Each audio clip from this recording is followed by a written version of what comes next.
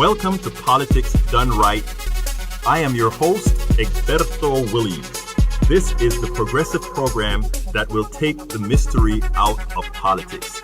This is the program that will encourage you to make sure government becomes we the people. Whether you are liberal, conservative, or otherwise, you get to air your point of view. Remember, you can also send me a tweet to EGBERTOWILLIES.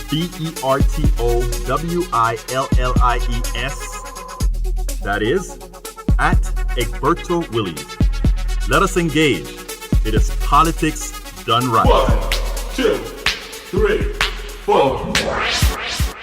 Well, folks, welcome to one more edition of Politics Done Right. I'm Egberto Willies, your host. Thank you so kindly for being a part of the show. We are going to have a great show today. We are going to have a great show for you today because, first of all, we're going to talk about that great piece of election that we had last night. Look, I thought it was wonderful. I thought it was great. Somehow, what I am starting to see, however, is many of my brothers and sisters are having pains. They're kind of acting as if it wasn't as good as it was. They are kind of playing into the narrative of the president. Folks, we won. Folks, in an environment like this, we won what we needed to win. Folks, if you're just joining the show, please remember to do what we always ask you to do, and that is to go ahead and share the program. That is how we ensure that we have performance. That is how we ensure that the algorithms take us up. That is how we ensure that all these things go right. We're going to talk about why did we really win? How did we really win? And then later on in the show, we're going to have a special guest, a former senatorial candidate in District 40 in Georgia. We're going to talk about Stacey Abrams, that race that didn't go the way that many of us thought it would go. Many of us wanted it to go. But you know what? We have an expert in politics in Georgia that will be with us to talk about that particular issue and quite a bit. I'm sure she's going to want to talk about quite a bit more, because the one thing that she does is she knows the Democratic Party, as she worked with them. She worked with all the good and the bad of the party over there. So, folks, we are going to get into that right away. Let me pull it up on my we had some earlier technical difficulties getting all of this stuff set up, so let me go ahead and pull this baby up. Title of the show today is We Won Midterm 2018. Stop acting defeated lest we fall into Trump's trap. I want to repeat the title because it's important. We won midterm 2018. Stop acting defeated lest we fall into Trump's trap. You know, subtitle, Progressives and Democrats have a huge midterm 2018 win. We may not have won in Georgia. We may not have won in Florida. Beto may not have won. But the coattails were there, and it's big. And we ought to know deep on the inside how big it was. This morning when I went over to my regular place, my Starbucks place, the first thing I heard was a couple of the young folk who they did their part and they went to vote. They wanted to hear my opinions of the race because they just know that Beto O'Rourke was going to win. They wanted to know what was going on, and I said, you know, they needed that piece of information. And I said, you know what, guys, you guys did great. For those of you who haven't voted, you guys did great. You know why you did great? Because while Beto may not have come in, Lina Hidalgo came in. She's now the most powerful politician in Harris County. While Beto did not win, Diane Troutman came in. She is now our clerk, our county clerk. When you did that, you also had Merlin Burgess, our district clerk, come in. And over, you had Congressman John that came in as well. God, John, you're going to hate me for forgetting your name. We had so many. We had Rabia Collier come in, and she won her judgeship. We had my good guy, great guy, the guy who organized this county, Bill McLeod, come in. William Bill McLeod come in, and I can name judge after judge after judge. We wiped out in this area. So was your vote wasted? No. Did it make sense for you to have taken your time? Yes. Were there big wins throughout the country? Yes. Yes. And you know who did it? All those new voters that are normally voting that came out, they did it. So anyhow, folks, we had a great midterm 2018. Moving forward is never a straight line. Moreover, we cannot allow the president and the mainstream media to be the ones who define success. Success in elections is absolute. I know some people will take offense to that, but success in these things are absolute. And Democrats had an absolute win on election day. Why do I say it's absolute? You either won or you lost. And a policy either won or lost. And we can go over and over with all these particular issues. You either win or lose. And you know what, guys? We did great. Be powerful. So, folks, if you're just joining us, please remember to go ahead and share this program. It is so imperative that we keep ourselves high. It is so important that we make sure all those new voters that we brought in don't think, oh, they don't make a difference, because, my God, they brought us home. They brought a whole lot of us home, and we have to, those of us who've been at this a very long time, we have to be out there giving those people kudos and saying thank you so kindly. Thank you so much for making this happen. Thank you so much for Lina Hidalgo. Thank you so much for Diane Trotman. Thank you so much for Lori. Thank you so much for Merlin Burgess. Thank you so much for John Hauser. Thank you so much for Bill McLeod. Let's remember that. Continuing, moreover, they got narratives now. They got narratives that they need to use, but likely won't. We have narratives that we need to use now after this election that proves a lot. What are some of those narratives, man? The Republican cult elected 2 congressmen under indictment. They mentioned that in passing, but that is big news. That is where a party shows its level of corruption. That should be a part of our narrative describing the election. We should not be letting other issues slide into this narrative. We should be showing how corrupt this policies that gave us a less than the type of election we wanted, voter suppression, things that I'm sure Tamara is going to speak about in Georgia. Restricting times, making sure that you have misinformation, having a president go on hate, making that little twitch in everybody's hateful part of their, whatever that part of the brain is called, bringing it back alive. For some, it never died. For some, it was just sick.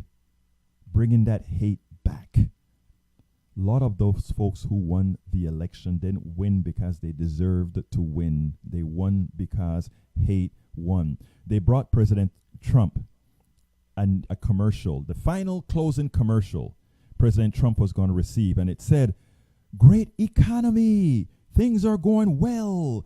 All these things, a nice positive advertising. They wanted to close out the Republican final word to the people.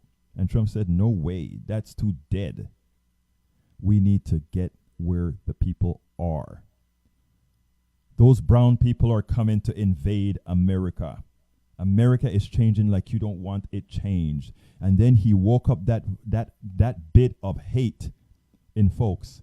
And man, did it send a whole lot of white Republicans to the polls. And maybe a few white Democrats as well. Sent them to the polls. We can't let that happen. The fear. Folks, we have to be better than that. We have to be better than that. And that is a narrative progressives and Democrats should be pushing. Why did the election turn the way it did for certain people? But in Harris County, we are a more educated county. We're a county with a whole lot of people who know. And in as much as we have some people who continue to do what they do, we did the right thing. We did the right thing. Anyhow, folks, today our special guest is a former Democratic candidate for Georgia District 40, Tamara Shealey. She will discuss the Stacey Abrams race as well as the state of the Democratic Party. So what I'm going to do first is I'm going to just bring her in to introduce her, and then I'm going to go to the blog of the week, and then we'll continue with Tamara. So anyhow, welcome aboard, Tamara. I just brought you in for a little short one to introduce you to the audience. How are you doing today? I'm great, Egberto. How are you? So far, so good. I understand that it didn't go as well as you wanted it to go in Georgia. Is that correct?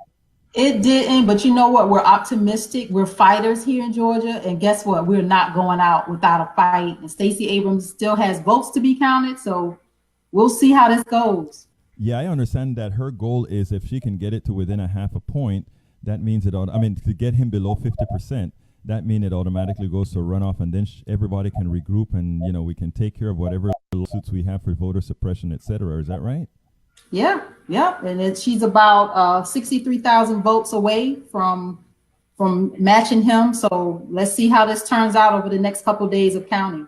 Well, excellent. We'll do that. But Tamara, what I want to do is I want to go to the blog of the week, and then we're going to come back to you. So we're going to do the blog of the week, and then we'll be right back. So when we start our blog of the week, right? There you go. It's time for the weekly blog post. Okay, folks, the title of the blog of the week: We won midterm 2018. Stop acting defeated, lest we fall into Trump's trap. And you know what's so funny about that? That is actually the title of the show and not the blog of the week. But you know what's coming up? The blog of the week title: Why we must... Wait a minute. This is... You know what's happening out here, my friends? When you have a start of a program that you say, oh, you know, you need to do a certain things a certain way, and then you start messing with your links, and then you get the wrong link and all of that, that creates a problem. But guess what? I am superseding that problem by talking until I can load my program, which it is here now, and it goes as follows. Don't let them change the narrative.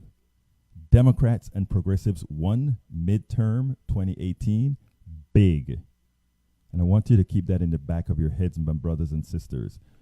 Don't let them change the narrative. And it goes as follows. Congratulations, Democrats and progressives. You won, and you won big. Do not allow any narrative other than that one of a big successful fruition of hard-fought campaigns. So celebrate and know the effort was not wasted. Nationally, we won the House. This is important because Trump is now unable to unilaterally pass policies that hurt the middle class without a progressive or democratic check. Democrats netted at least 7 governorships: Illinois, Kansas, Michigan, New Mexico, Maine, Wisconsin, and Nevada now have Democratic governors. And there could be more. Colorado elected a gay Democratic governor. These are progressive issues, folks. These are wins. These are wins. We are moving the notch. We're moving the needle. According to NPR, with results still coming in, 95 women have won or are projected to win their House races as of early Wednesday morning, up from the current 84. In addition, at least 13 women won Senate seats. That's in addition to the 10 female senators who were not up for re-election this year. That is success. Progressives made a statement in Trump's ethnic racist America by electing 2 Muslim women. According to CNN, a pair of districts in the Midwest will add Muslim women to the ranks of the U.S. Congress for the first time. CNN has projected Michigan Democrat Rashida Tlaib and Iman Omar, the Minnesota Democratic former Labor Party's nominee, will secure their respective seats in strongly Democratic districts following primary victories earlier this year that effectively decided the races. Democrats turned at least 6 state legislatures blue. New Hampshire got both their legislatures turned blue. Colorado, Connecticut, Minnesota, Maine, they all flipped. And according to Vox, Democrats lost a lot of ground in state houses under Barack Obama's presidency. In the 2018 midterms, they started to get some of it back, but they've still got a lot of catching up to do. Democrats took control of 6 state legislative chambers nationwide in Tuesday's midterm elections, according to the National Conference of Legislatures. Voters in 46 states cast their ballots for more than 6,000 state legislatures on Tuesday. In multiple states, legislatures either flipped from Republican to Democratic control, or in one state went to Democrats from both chambers. 3 red states, check this out. 3 red states demanded the Medicaid expansion to Obamacare. According to the Washington Post, citizen power propelled the biggest expansion of Medicare in heavily Republican states since the early years of the Affordable Care Act, with hundreds of thousands of poor and vulnerable residents standing to gain health coverage as a result of Tuesday's elections. Voters in Idaho, Nebraska, and Utah approved ballot initiatives to include in their Medicaid programs adults with incomes of up to 138% of the federal poverty line. The results accomplish a broadening of the safety net insurance that the state's legislature had balked for years. So we won. A lot. Several states voted in favor of recreational marijuana and an increase in the minimum wage. According to Verge, there 3 states voted in favor of marijuana legislation. In yesterday's midterm elections, voters in Utah and Missouri approved the drug for medical use, while Michigan voters passed an amendment that legalized cannabis for recreational purposes. Though North Dakota voters rejected a push for recreational marijuana, the results are further evidence of growing support for easing marijuana restrictions. Though marijuana remains illegal at the federal level, 33 states now legalized medical marijuana, and 10 states in Washington, D.C. have legalized recreational marijuana. Hell, if you can do alcohol, why can't you do marijuana? In fact, I think people die from alcohol. I don't think there's been a recorded death from marijuana. So take your penalty or take your poison. I live in Harris County, Texas. Very, very red. Well, no, Harris County is blue, but I live in a red area. While Beto O'Rourke lost our state race by a few percentage points, just 3 points, his energy activated our Latinos, millennials, Gen Zs, and others for a clean sweep of virtually all positions of consequence in the county. These positions have a direct impact on every Harris County resident's everyday life.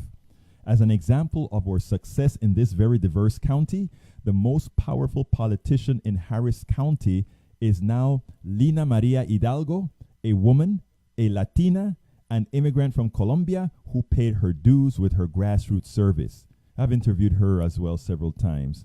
So, folks, let's lift our heads. Let's not succumb to a narrative that attenuates the sweetness of our success.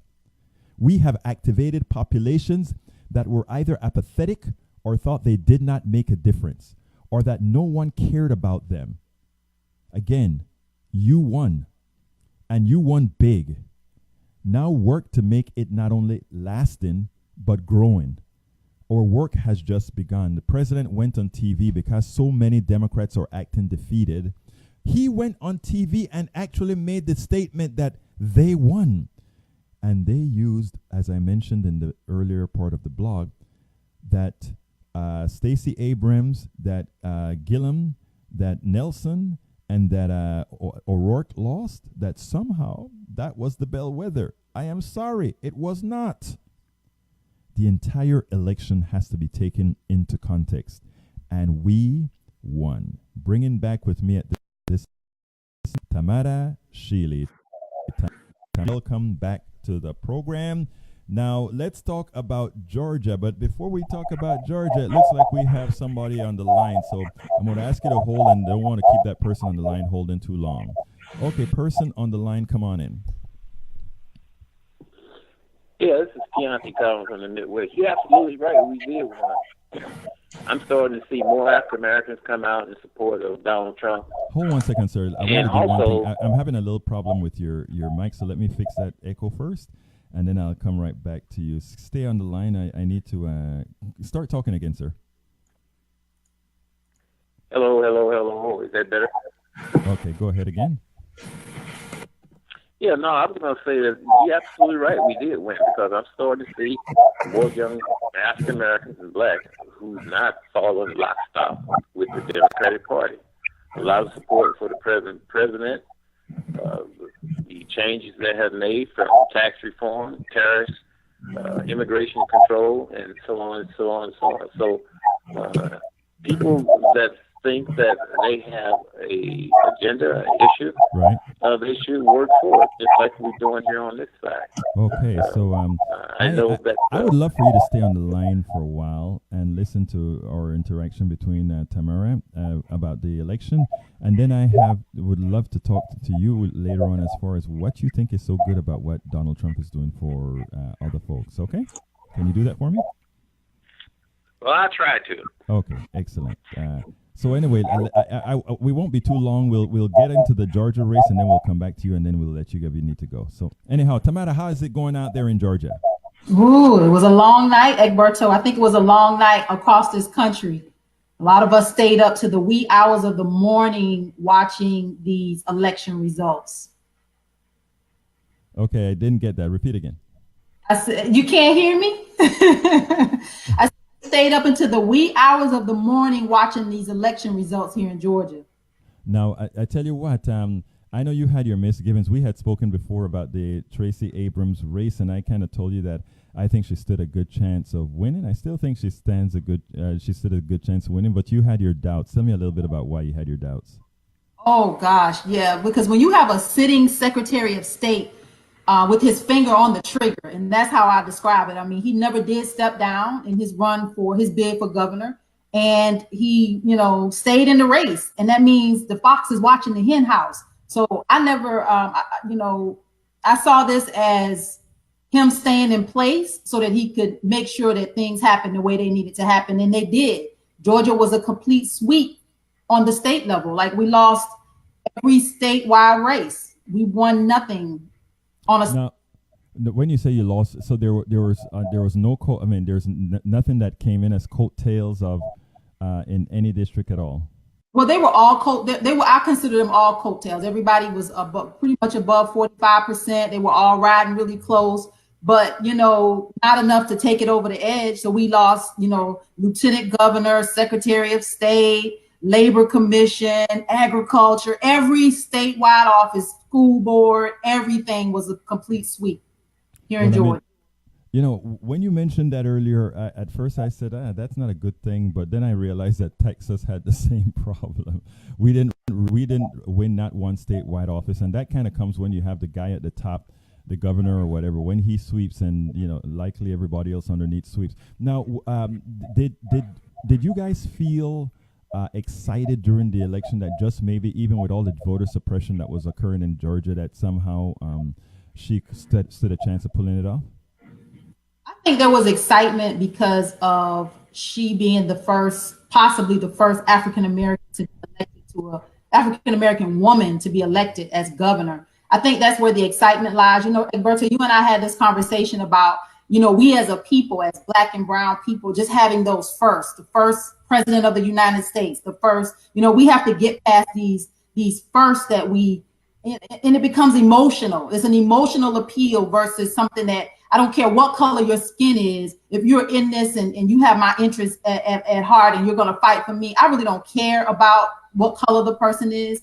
And I wish that we as Democrats can get beyond that, and we as a people can get beyond it. I know that's wishful thinking in this age of Trump, because it's all about colorism. It's all about racism, race relations. I mean, we're getting down to the nitty gritty of what politics is right now under this Trump administration. But I'm hopeful that Democrats can get beyond that. And we as a people, Black, brown, white, get beyond having to see somebody that look like you and thinking that person represents you, because that's not always the case. So, Stacey, she ran a hard race. I knew from the very beginning, I'm a Democrat at heart, but I call myself an independent Democrat because I don't always follow the party line. So I knew she was running a hard race, Egberto, and I was hopeful, but having him sit in that seat and have his finger on the trigger, as I've said over and over again,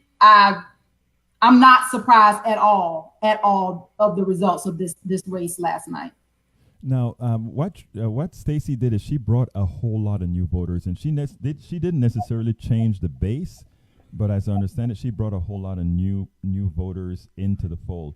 Do you feel those voters will be so impacted by, if she loses, that is, so impacted by her loss that they'll go right back to their non-voting state, or do you think there is enough encouragement from leaders like yourself and others? And before I go any further, Tamara was the former state senatorial candidate for Georgia District 40, I believe it was, and she had some issues herself with the Democratic Party that pretty much led to her not quite success within the primary, and I won't go any further than I will.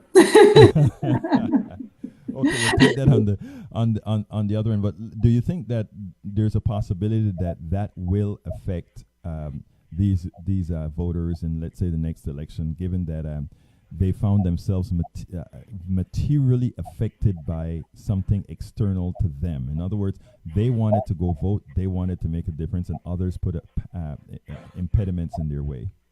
I think that I'm happy that Stacey she started years ago with the New Georgia Project, where she had been registering people to vote for years. So this was an initiative that wasn't just recent. I think she's been literally growing her own crop. And I think there's an opportunity here in Georgia for a new generation of educated voters that are, politically aware and want to be politically engaged. And I think they're recognizing their power. Georgia is still the old South. I'm born and raised right here in Georgia. And I can just tell you that, there's a lot of, we're rooted in tradition. We're rooted in I grew up, from a small town. And I can just tell you that we still have a long way to go as far as without thinking. But I think Stacey started early enough, years and years ago, with voter registration and getting people engaged politically, that I think that she's now literally, like I said, grown her own crop, grown a new crop here in Georgia of young, energized people. But we still have a ways to go. I will talk about at some point. There's people that don't vote. And I started an initiative here called Withhold the Vote, which gets a little confused because of the name. But there's a lot of people that are sitting on the sidelines and that obviously sat on the sidelines in this race that we have to start engaging. And that means having a different kind of conversation. And messaging has been off for a long time with the Democratic Party in general. And particularly right here in Georgia, messaging has been off and they're not reaching those people. And we need to have a different kind of conversation. And that means that the Democrats are going to have to take a hard look at themselves and a look at this party and realize that, like in this race, 97% of African Americans voted Democrat. We're Democratic. We voted straight party. And then there was this large majority of white people and white women in particular that voted for Brian Kemp. So in Stacey's race, it was for every 4 white women, 3 of them voted for Brian Kemp. So we're not there yet as a party, as a people. We got a long way to go here in Georgia. But I'm encouraged by what she's done, and I think there's still a lot of work to do. It seemed like we have a caller on the line actually that kind of shares a partial sentiment with you that. It is not healthy that 97% of of any particular group voting for one party. I mean, I have a slight corollary to that, and that is if the group is that bad, or rather, if the party is that bad, it's understood that it's not only 90%, 97% of black folk that shouldn't vote for them, but maybe 97% of white folk that shouldn't vote for them and vote the other side as well. Because, I mean, as it turns out right now, the Republican Party with its policies really doesn't support the vast majority of Americans, irrespective of who they are, black, white, blue, or whatever, don't you think? I think we got to get beyond party lines. I think that we need to start looking at these candidates individually and stop collectively looking at these races as if you get this great bundle of candidates and you can just pick them all and they're going to be great for all of us. Absolutely not. I think we need to start looking at each candidate individually. And stop following party politics. I think that's going to be the root of it, because not every Democrat is good and not every Republican is bad. And I think we need to get beyond that as a people and as a nation. I think you're calling for maybe the elimination of parties in the long run, which I don't really have a problem with at all. Let's do it. I'm with it. That's a good thing. I tell you what, let me bring in the young man here. Let's see. Are you there, sir? I think I have a. Let me go ahead and try to get. Yeah, I'm still here. Okay, come on in, sir. Go ahead and make the point that you were making earlier. Well, I can't hear her. She's just a little piece of a voice there. But I'm African American, mm-hmm. and I openly attest to be a supporter and voted for Donald Trump and also other red candidates. And I guess I could probably get away with it because I don't have a job being held over my head. where when many blacks speak out like that, they are threatened with their job, sometimes even fired. But no, I voted for him because of his policies. He had policies that I liked, many liked, and hardly ever, I never recall a politician at his position mentioning some of the things that he mentioned. And the most important thing is he has stood to his campaign issues. Let me ask you, in your opinion, what has he done to make your life more positive? Oh, something simple as tax reform, corporate tax reform, from 35 down to 21%. Steel tariffs. I'm a structural steel erector, had been for 4 decades. We have more steel projects going on in the state, or in the area, than I've seen in a long time. In which state, sir? Pardon me? In which state? Oh, it's Missouri. Oh, Missouri, okay. You know, just in the St. Louis area, you have you have at least 2 new steel mills that's opening right across the river in Granite City. The United States Steel, U.S. Steel, proclaimed that they opened up those 2 plants in Granite City because of the tariffs, steel tariffs. Before that, they were leaning because of the tax reform. So those are good things, to put America first in those areas that we used to be first, you know, back in the past. Okay, do you acknowledge, sir, that while that may, I have no reason to doubt you. In fact, you know more about that than I do. Do you acknowledge the fact, however, that just possibly there are other issues that matter as well? I mean, that matters to you, and justifiably so. What about to others, other policies of his that materially hurt other people? What would you say about that? And I can specify that. Well, I'm a strong supporter. And you know, and the thing about this, I vote for Democratic candidates too in the past, and my attitude, my things that I propose, or was a proponent of, existed then. I'm a strong proponent for the Second Amendment, protect gun rights. I like to see a constitution carried throughout the state. I'm strongly for immigration reform, and also the protection of the southern border and all borders, really. Like I mentioned earlier, for tariffs in order to prevent dumping products here in the United States, in order to protect locals. I see where aluminum plants are opening up. And I know that farmers complain about they will be hurt. Well, initially, yes, it's usually that way. When things changed, when American businesses left these shores, some people were hurt. Okay, but as time went on, I want to ask you something. I want to interrupt you and ask you something, because I want to get back to Tamara and get her point of view as well. Or were you able to listen into what he's saying, Tamara? Okay. Now, what I want to do, however, my friend, is ask you this.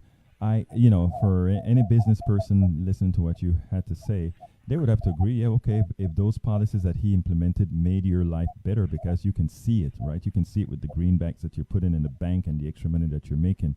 Now, my next question to you is, there are other things that he's done, right? Deregulating release of ash from coal mining, burning fire plants into streams. That's polluted, filled with mercury, and the people that it most affects are some of his voters in Appalachia and other places where that residue is going to lay hold. Do you think that is okay as well? Well, and by the way, my statement isn't really debatable. I'm just saying that is a fact of what is occurring. Yeah, given that is a fact of what is occurring, do you think it's okay? Yeah, I mentioned you talking to you some things that's actually true.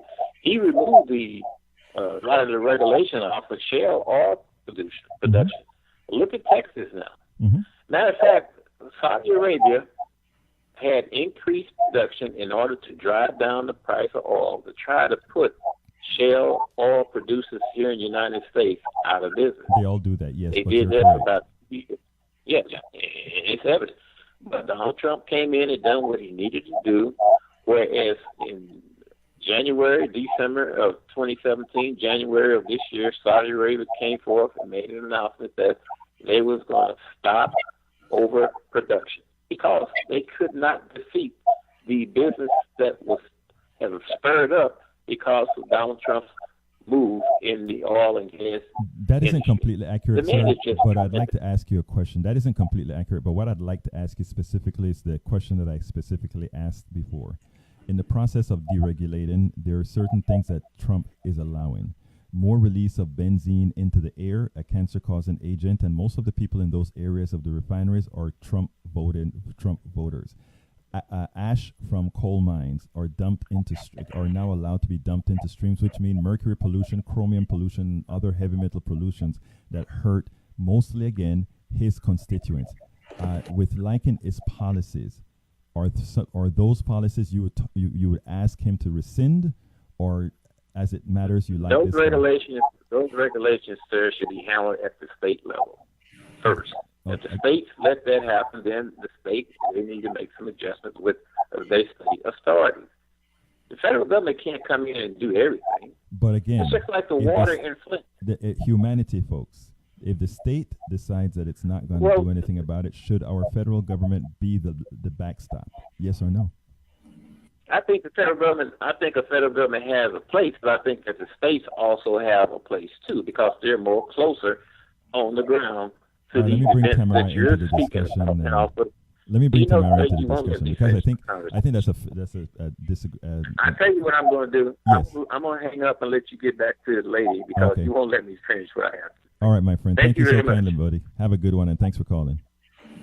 Yeah, Tamara, what's your thoughts? I think that the federal government needs to step in and protect this, protect our streams, and having 50 states make their own decision sounds like a lot of chaos to me. And I think that he's not on track with allowing the states to make those kind of decisions.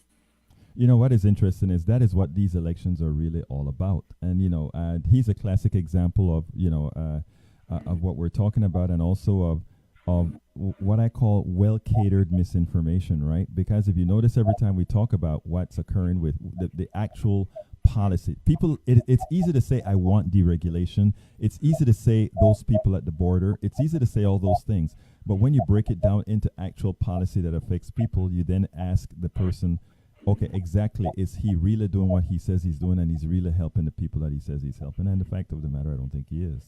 No, and I don't think he is either. That's not a debate. That is not a debate.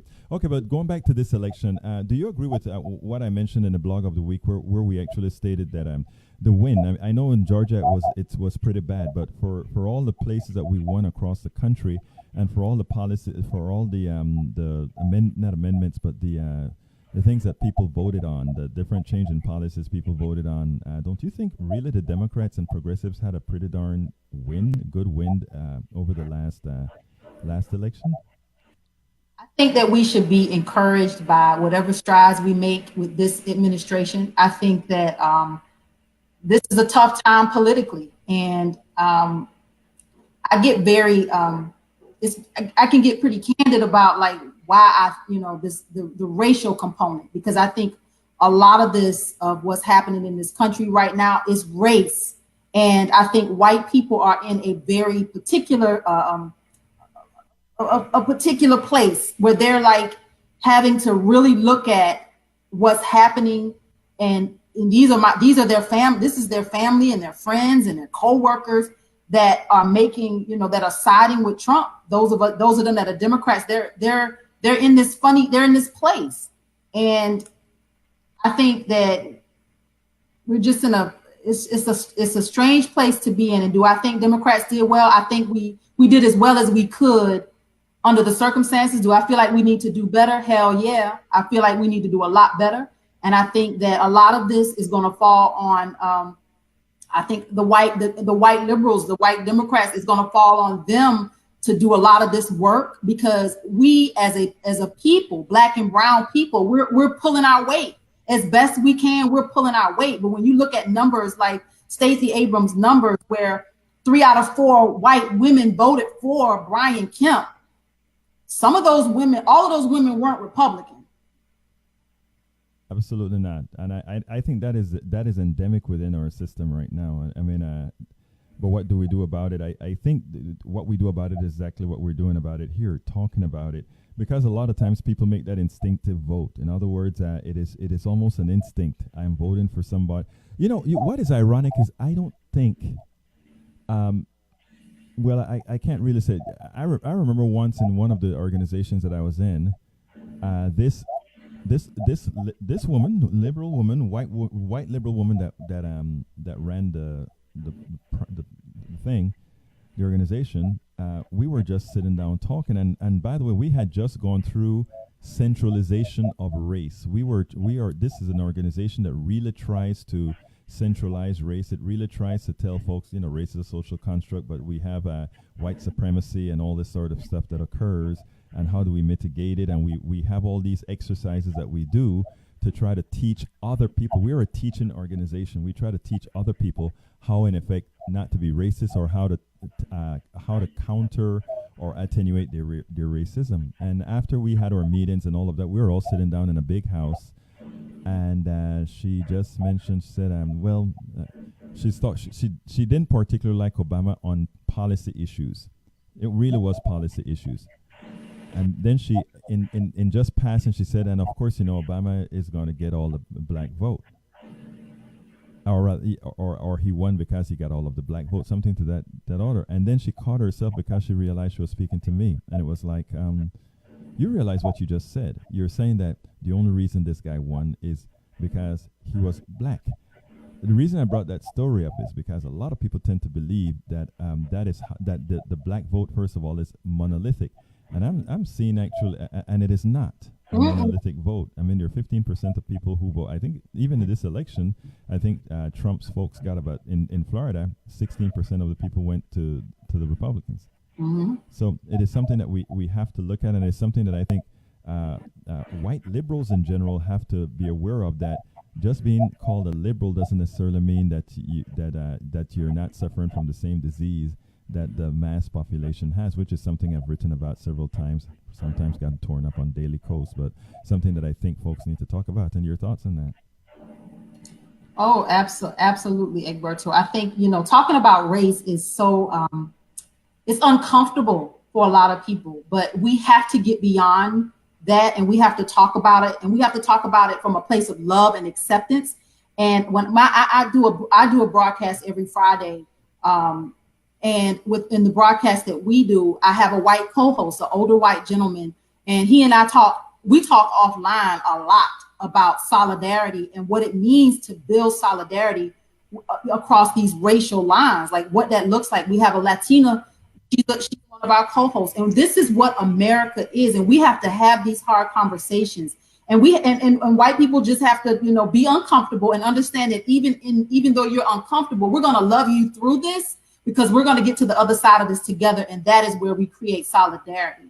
And it's work in progress, but I think this work at this time in history, we as a people of color, it's not our work to do. It's their work to do, and we're going to, help them along in the process. Those of us that, are willing to do it with them, we need to help them along in the process and love them through this. And I give white people a lot of space and a lot of room with me to get it wrong. You're going to get it wrong. You're not going to get it right. It's very little you actually know about my culture. I live in a predominantly white neighborhood, and I don't let my brown children even walk around here. You know why? Because I don't want anybody to just, stop them or think they're out of place. We live in this neighborhood too. And I had one white lady to tell me, like, she just can't imagine her sons not being able to walk around in their neighborhood. Well, that's my reality in your white neighborhood. No, in your neighborhood is what you mean. My neighborhood, in our neighborhood. Right. It is interesting that is a reality that folks have to make themselves acceptable. Some people have to make themselves acceptable for some neighborhoods, and others just have to exist in the neighborhood. Those are things that very few people without empathy, and note that I said without empathy, would understand. If you have empathy, it's not at all difficult to understand that. I tell you something else that worried me, and I was talking to the one of the people at the Harris County Democratic Party while I was doing some phone banking yesterday. If you remember all of the polls, remember that the excitement in the Democratic side in Florida came from Gillum being a very, very charismatic guy that could draw a crowd, and people just kind of liked him. And in doing the polling, he was pretty much at times way ahead of Nelson in the polls. In the polling, he was well ahead of Nelson. And I knew there was trouble early on in the race. When I saw during the early part of the vote, Nelson was pulling in 52% or between 52 53%. and Gillum was putting in 50 and 51%. Completely aside from how the poll, reality differed from the poll. And, you know, people lie on polls when they don't want their inner racism or whatever to show up. So I don't know if you remember, Tamara, that thing with the Mayor Bradley called the Bradley effect. The Bradley effect is that how there's a skew between polling a black person running and what the actual poll numbers at the election day is going to be. It's called the Bradley effect. It's been in use since Bradley was supposed to have been governor of California and lost because the polls made absolutely no sense. And this was I saw this as an exact repeat for Gillum. Gillum had it all. Gillum was ready to win. Gillum had the polls on his side. And you ask anybody, everybody thought Gillum was going to win. And the person they were most concerned about was Nelson. He was boring. He was just another guy. And it turns out that he may still be the one to beat, because you never know how those are going to turn out in Florida. So, I mean, those are a lot of issues that we have to take care of. Now, tell us a little bit about that program that you're talking about. When does it air, and so that our folks we can have some commingling of listeners. Absolutely. So we air every Friday at 11 a.m. and we talk all things Georgia politics, race, racism, race relations, what's happening in the city of Atlanta, happening in rural Georgia. So we talk all things Georgia on this particular broadcast. But, you know, the excitement last night was, you know, it was high. A lot of people there was some high expectations of what was, you know, what they wanted. And we had some wins. I actually made some little notes here where I want to give a shout out to those Democrats that actually made it over the finish line, because, you know, we took some blows on the top of the ticket, but across the, you know, our House and our state Senate, we actually had some wins. So in the state Senate, we have Senate District 6, we have Jen Jordan, she made it. Valencia Sae over in Senate District 34, she made it. Good job. Horencia Tate, Senate District 38, she made it. Sally Harrell, Senate District 40, that was actually the race, Egberto, that I ran twice in 2014 and 2016. She made it. She got rid of the incumbent that needed to go. Zara Karshnick, she Senate District 48, she made it.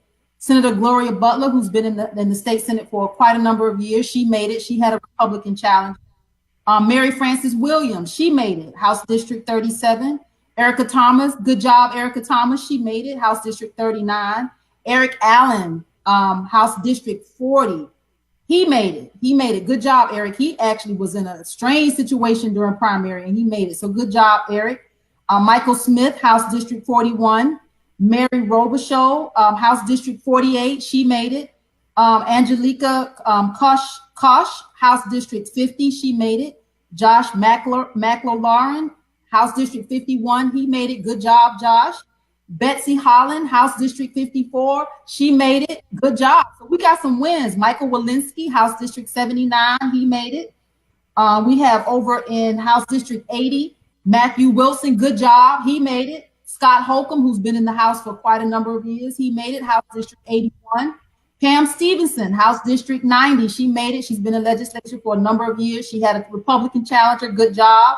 Beth Moore, House District 95, she beat out somebody that they didn't think that she could beat. She won, House District 95, good job, Beth. Sam Park, House District 101, an Asian American, he made it. Good job, Sam. Greg Kennard, House District 102, he made it. Donna McLeod, who's won several times in her district. Her district was actually gerrymandered, tried to draw her out, draw out some of her Democratic constituency craziness over there, House District 105. She made it. Good job. Shelley Hutchison, House District 107, she made it. Jasmine Clark, a few more, House District 108, she made it. Good job, Jasmine. El Mahadi Hali, a Muslim, African-American Muslim man, he House District 111. Gloria Frazier, House District 126. Matt Jackson, House District 128. Bob Trammell, House District 132. And Camille Whitaker Hopkins, House District 153. They made it. So we had a lot of wins in our House and in our Senate. We got some stability. I need to kind of check and see I hope we don't have a super majority. I hope we kind of can carry our weight over here in the House and in the Senate. But we took a blow at the top of the ticket. So Democrats, I don't think we lost, but I think it's a hell of a lot of work we still need to do. And you know what, Egberto, I don't think we're going to solve all of our issues right now, and we might not solve them over the next 2 years, 4 years, 8 years, 10 years. But I think in our lifetime, we have an obligation to keep trying. We have a lot of people that sat on the sidelines, and I'm going to talk about the not voting. And you know what? We're not going to shame people. We're not going to guilt people. And I actually stood in solidarity with those people that did not vote. And I'll talk about that on Friday, because guess what? There's still a lot of work to do. And the Democratic Party, you need to get it right. Because if you don't get it right, you're going to continue to lose. Now, I want to bring up 40, because that was your district that you, Tamara, I think I met you when you made your first run. Is that right? Or your first run. And you nurtured that district every time, growing it by 3 or 4 points every new cycle. And just when it was time to reap the rewards of building that district, the rug was pulled from under you. Yep. And the Democratic Party was a part of that, because they outwardly supported another Democrat while there were 2 Democrats in the race, which is, you just don't do that as a party. You stay out of it when there's a primary, and they didn't do that. They outwardly supported her because I'm vocal. I don't just sit back, and I call it right is right and wrong is wrong, Egberto. And it was a race that was ran against me in that Senate District 40. And in the primary, Sally Harrell did not need Black and brown votes because there was enough white votes for her to beat me in the primary. And she beat me 2-1 with those white votes. And then in the general election, on the heels of Stacey Abrams and all the work and all the motivation of Black and brown people, she didn't have to do anything but just ride Stacey Abrams' coattail. And I can tell you there were a lot of people on that ticket, a lot of candidates on that ticket that rolled Stacey Abrams' coattail, rolled the Black and brown vote. They didn't have to have a message for Black and brown people. They didn't have to do anything but just hold on to Stacey Abrams, and she's going to take us to victory. And a lot of these victories that I just called out, those are Black and brown votes that were motivated by Stacey Abrams' run. So they owe her in a major way. No, I mean, one of the reasons that I brought up that particular issue, right? Because if I recall, during that time when you were going through your tribulations with the party, in fact, you didn't have nobody was going to contest the race, because you've always done that race, won that race, and nurtured the district. I think you had one of the hell of a ground game in your district, and I remember watching it live. So I mean, you had a whole lot of groundwork, and if I recall, she had done nothing to nurture the district until she decided to challenge the person who nurtured the district. Is that correct? Yeah, if she was a Democrat in that district, which she was in those 2014 and 2016 when I ran, she had to have voted for me twice, just like every other person in that district. So for her to come out and literally run against me was, it was a race, and I wrote about it, I blogged about it, because it was a race that was ran against me. She knew that it would be in her favor because the white women in that district would vote for a white woman over a Black woman if she ran against me. So she played the race card and she won. And then she literally, like I said, rolled Stacey Abrams' coattail. But I'm gonna congratulate her because she made it. She got rid of the incumbent, who was awful. So you know what? But I'm gonna tell you how we will be moving forward today and moving forward. We have, like I said, an initiative, Withhold the Vote. I promise you, Egberto, we're gonna watch every single Democrat, every single Republican in this state. We're going to watch these bills. We're going to watch how they vote. We're going to watch what they said they was going to do and what they're actually doing. And guess what we're going to do from now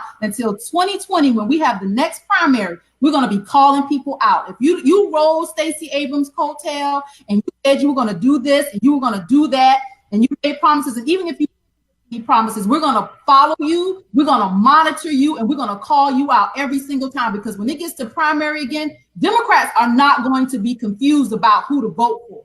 And if you make it past the primary into the general election, Democrats are not going to be confused about who to vote for. We're going to make sure that we keep the messaging, and we're going to tell the truth about what's happening and what's not happening right here in the Georgia Assembly. What I tell people all the time, I love to hear that message, because what I've been telling people, and in fact, I'm writing I'm sending out a mailer later on tonight when I'm encouraging people to subscribe to Politics Done Right, where that is one of the things I'm going to say. The job is just beginning now. Yes, we won a whole lot of Democratic seats now. Now it's time to make sure that these Democrats that got elected fulfill their promises and not become the stooges that corporate America or that the plutocracy would want them to be. So it is time, and I agree with you 100% to hold all these folks accountable. So folks, that is exactly what I'd love to hear a lot more of what that new program that you're starting, Tamara. So every few weeks you'll be on this show giving us some updates as far as what's going on with the with what you are doing, because I think it's important, and maybe you should think about having it replicated in other places, because from what I heard in the backside, I like what you're doing, and I want you to keep up the good work. Thank you. I'm a Democrat at heart, and we can't give up on this party. We can't give up on people, and we just have to keep fighting each other. It's kind of like you born into this family. You don't get to pick your family. Just like inside, I don't think we get to pick our party, the people in this party. But guess what? We're gonna fight each other every step of the way, because ultimately we all want the same thing, but we're gonna get it right together. Thank you very much, and I think that is a perfect way to close out this segment. You were listening to Tamara Shealey, former state senatorial candidate for District 40, a district that was pretty much stolen from her, I must add, with the help of the Democratic Party, I must add. But instead of taking it sitting down, she decided she was going to do something about that. Have a lot of respect for that. Tamara Shealey, give me a last word before we go. Continue to fight, Democrats. Continue to fight. Whatever side of the fence you fall on, Democrat, Republican, continue to fight. This is all we have, is this political system, and this is the game, the cards we're dealt. We didn't invent the game. We just got to learn how to play it. And I think we just have to continue to motivate people, continue to be engaged, continue to be vocal, and just continue to fight. So, Egberto, I want to thank you for having me on your broadcast. I will be sharing. Y'all contribute, subscribe, be a part of what Egberto is doing. He's been doing this for a long time, and I support him, and I'm glad that, we're in this fight together, Egberto. I'm glad we're on the same team. We're on the same team. Tamara Shealey, thank you so kind. We'll talk, okay? Thank you. Have a wonderful day, my friend. You too. Time at Netroots Nation and some other progressive organizations. Folks, look, let me tell you. If you're just joining us, please, you can find the podcast will be out pretty soon. Now, folks, I always have to do this at the end of the show and during the show sometimes, but this is a political show, and I'd like to ask you to become a member of Progressive Media, become a member of Politics Done Right. To do so, simply go to patreon.com, patreon.com/politics done right. Again, that is patreon.com/politics done right. Please become a subscriber. We are here to do what's right. We are here to promote the message. We just had a great win, as you see on the logo that I have here on the screen. We won. My goal is to encourage all those new voters that just came about, to keep them encouraged. That is one of the things that's going to be my clarion call from this program. Make sure that those folks that we've activated stay activated.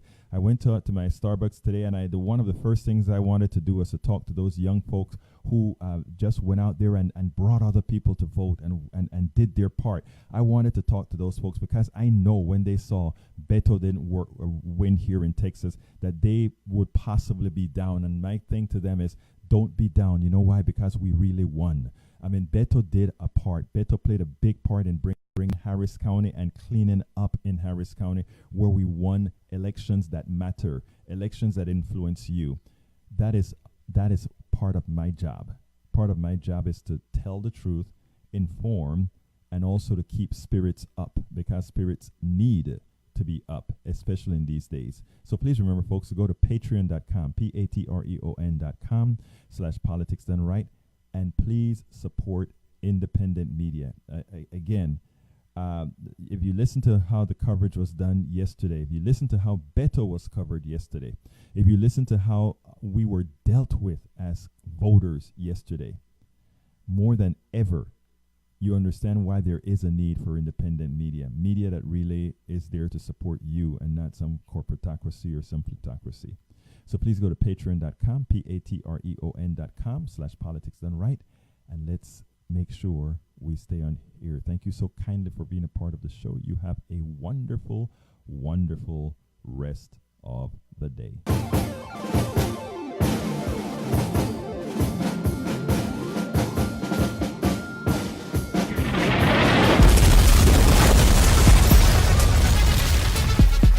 Welcome to Politics Done Right. I am your host, Egberto Williams. This is the progressive program that will take the mystery out of politics. This is the program that will encourage you to make sure government becomes we the people. Whether you are liberal, conservative, or otherwise, you get to air your point of view. Remember, you can also send me a tweet to EGBERTOWILLIES. That is, at Egberto Willies. Let us engage. It is politics done right. 1, 2, 3, 4.